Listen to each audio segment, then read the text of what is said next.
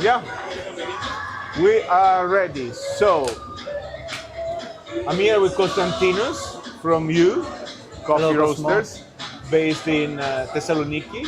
Yeah, of course. I had the chance to try his coffees in the past a couple times, and I was very, very interested about his roasting style, his philosophy in doing things. So, in this conversation that we're having, we're going to try to geek it out a bit. We're going to try to make it fun and a bit more interesting for the geeks, not Yeah, just for normal let's people. get, We're going to get more into the deep, details. yeah. Yes. So, okay, I want to know, what is your favorite recipe for espresso? Yeah, that's a nice question to start off because espresso generally it's originated from Italy. We all know it like a small, dense beverage with strong taste and bold flavors. But as the years passes by and the styles are changing, the coffees are changing. I mean, the green coffee is changing because the farmers are learning new ways to cultivate the coffees and the trees, and the processes are changing. The roasting machines are changing, and the style we roast is changing also. So everything, The grinders. yeah, the grinders too. So we tend to be in specialty coffee industry lighter and lighter. We try to do roasting the lightest possible without be underdeveloped, so we can highlight the And why is that? because we want to highlight the terroir, varietals, the process, and to shout out the farmers' hard work to bring us the coffee on the table, because most of the work is done back there. Even for the roasters, the most important part to be a good roaster is to know your green. So that's why all the time it's a question that gets a conversation about new style of coffee get going. So I prefer espresso recipe of 1 to 3. Okay. Because with the lighter coffees, it's difficult to get the proper volatiles with the traditional 1 to 2 ratio. But We go for longer extraction. yeah, longer we go contact for a time. longer extraction, but not with finer grind size. So you're trying to go coarse, high dose. Yeah, because What is the dose going you put? coarser, it's a way to avoid excessive channeling. It's opposite, because too fine of a grind size builds up too much high of pressure in the machine, so the water tries to find the Preferential pathway around. it gets cracking. So we go coarser, and we always start from the coarser side and try to dial in. But to balance it out and not to be too sour or too acidic, we prolong the extraction with more water coming by the So you coffee. try more of a modern espresso. Yes. What is the extraction time? Are you into turbo shots, or you're trying to be more traditional? Depends the coffee and the roasting and the level of roasting. So what is your rule? Tell us a bit how you define the approach. What is your rule of thumb? I mean, obviously generically. It's too specific and too roaster style this conversation. I don't know if it's understandable for the audience. But we said we're going to I will. geek it. Usually, I'm thinking about the roasting time, the total roasting time, and the color measurement, because we always measure the color after roasting. So, when I'm lighter than 120 actons, so super light, I'll go turbo shot, like 18 to 22 seconds extraction. And when I'm higher than 120 actons, so for me it's a medium roast, the 110. When I'm to medium light, 110 to 120, and the roasting time it's around 10 minutes, then I'll go more traditionally about the timing of the espresso. So Okay, yeah. it's gonna be 25 to 30 So keeping seconds. the same ratio, but the time is Yeah, less. maybe I'll is cut longer. it off like 0.3, like to be 1 to 2.6, 1 to 2.7, and a little bit higher in the seconds for the extraction. Interesting. Yeah, no, Yeah. I understand your. But every coffee is different, so it depends the coffee. It's, you know, it's like a meme in the coffee industry that tells the rule book of the coffee, the holy bible of the coffee industry. It's just one page that writes on top, it depends. It depends. Yeah. Well, I mean, honestly, coffee is a natural product, and you need to adapt. You need to understand and Yeah. study the product to get the best out of it. There is no rule that applies to everything. Yeah, I but- don't believe in dogmas. You have to be able to change the variables all the time. That's why the good grinders are coming in there. Yeah. Yeah, Because- we'll get to the grinder. Yeah, yeah. I have another question before we go to the grinder.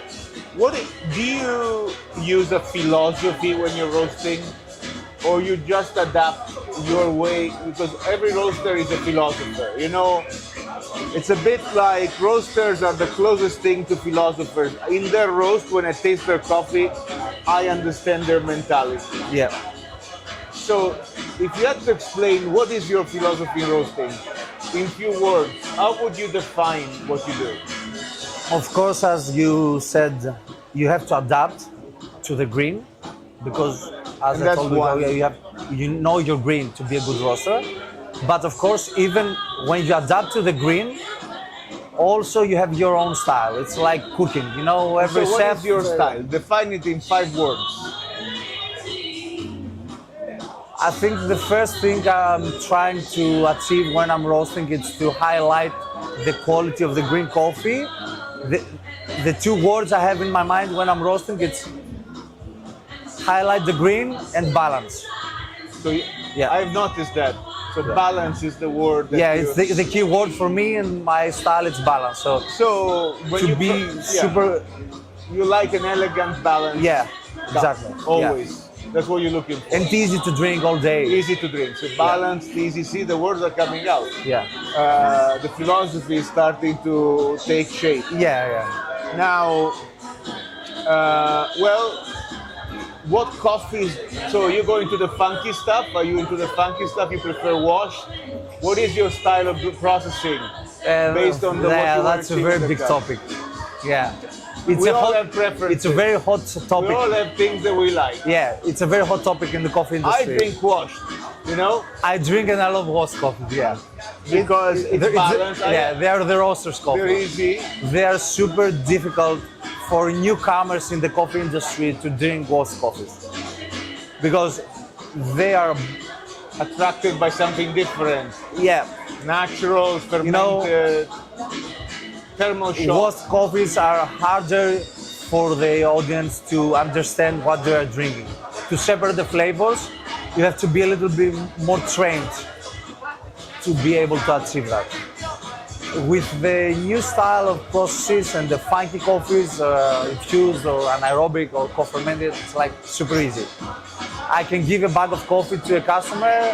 If it's infused, for example, with cinnamon, I can tell him you can perceive cinnamon in your cup. And it's Toasted like, bread and cinnamon. yeah, Typical. yeah, cinnamon or fruits, different fruits. So, of course, my preference and my go-to coffee are roast. Most of the coffees in my portfolio are roast. Well, I like elegance in coffee, so that's Yeah. why I think those coffees rarely, the ones with infused thermal, are elegant. Some are, but mostly I find them very much in your face, Yeah. like predominant things. I think roast coffees are coffees that you can drink every day.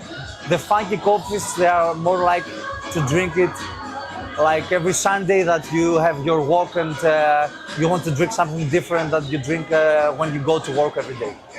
It's like more of a highlight of the week, something very different and special.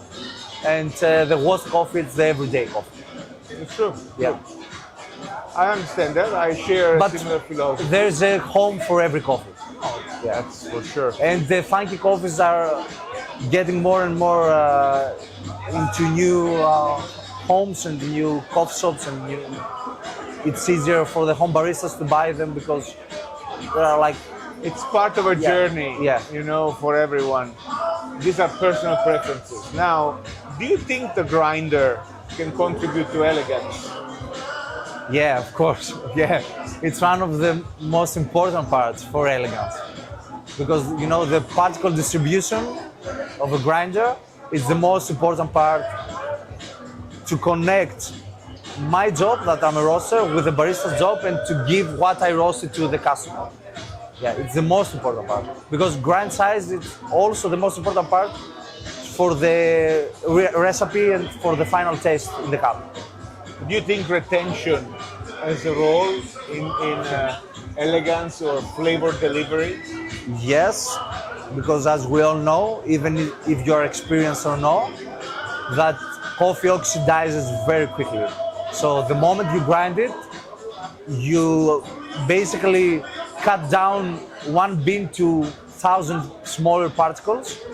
So the oxygen that comes in touch with those particles, it's huge, the amount of the oxygen that comes in touch with the coffee.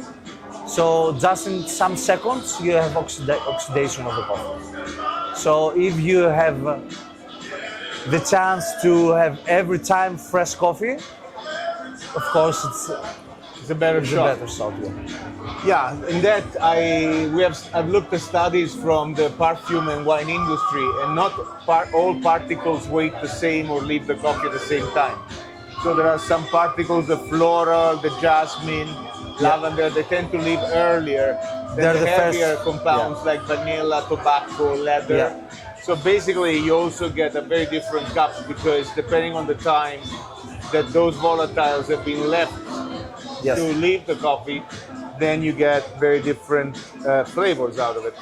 Now the question is, you use grinders that now incorporate in the workflow of espresso the zero retention technology of Ceado. And I'm curious to see if you noticed the difference with other grinders you were using before. And if you did, what was it? How can you describe it? Yeah, I used the Rev Zero and I noticed a big difference in the taste in my cup, especially with the floral notes you said, because I like washed coffees and floral coffees with these attributes in the cup, and the difference was very distinctive. And that's why I changed some things in my workflow. And what I changed, the first I changed was the days that I put the coffee on the grinders. The resting time? Yeah, the resting time was bigger now. And that's a good part, because the balance we said, it's very important, the cup, and it's very important for the coffee to degas properly, to have a balanced cup. So now that every shot is fresh and the coffee has been grinded the exact time you want to use it, you don't lose these volatiles and you don't have the degassing that you have when the coffee stays already grounded in the chamber from the retention.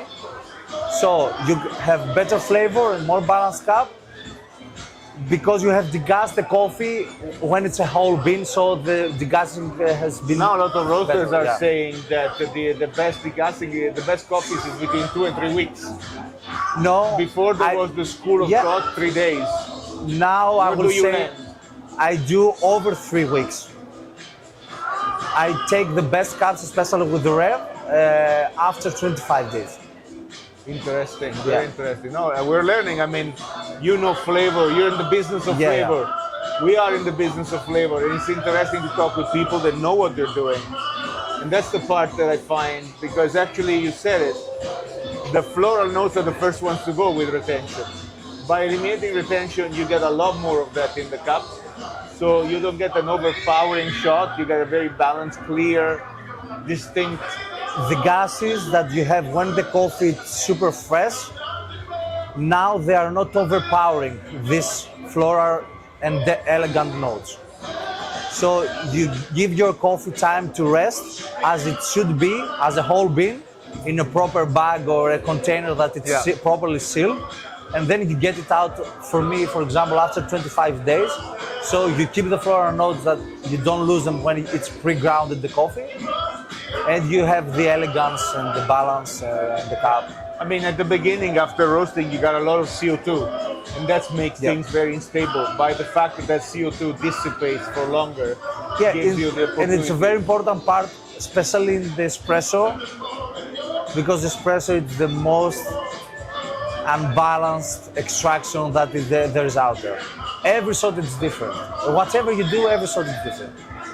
So it's a step closer to a more consistent espresso. Well, thank you for Konstantinos for. I mean, we geeked it out a bit. I hope you were able to follow all the talks. I do believe in what I said earlier, that roasters are philosophers of coffee. In reality, and the grinders are the physics of coffee.